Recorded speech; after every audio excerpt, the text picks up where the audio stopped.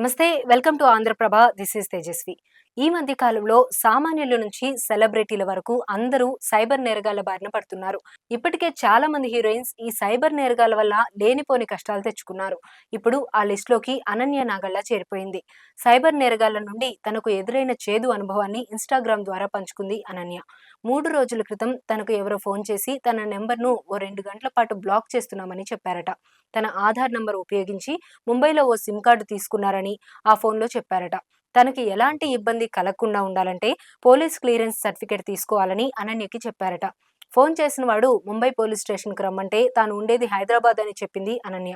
తన ఆధార్ నంబర్తో 25 అకౌంట్స్ ఉన్నాయని, money laundering, drugs case involve అయిందని భయపెట్టడంతో పాటు డబ్బు పంపమని బెదిరించాడని చెప్పింది. వెంటనే అనన్య గూగుల్లో చూస్తే అది స్కామ్ అని తెలిసిందట. దాంతో తను గట్టిగా మాట్లాడి పోలీసులకు ఫోన్ చేస్తున్నా అని చెప్పగానే కాల్ కట్ చేశాడట. ఇలాంటి మోసాలు చాలా జరుగుతున్నాయని, ఆడవాళ్లను భయపెట్టి సైబర్ నేరగాళ్లు డబ్బులు వసూలు చేస్తున్నారు. ఈ సందర్భంగా జాగ్రత్తగా ఉండమని అనన్య పోస్ట్ చేశారు.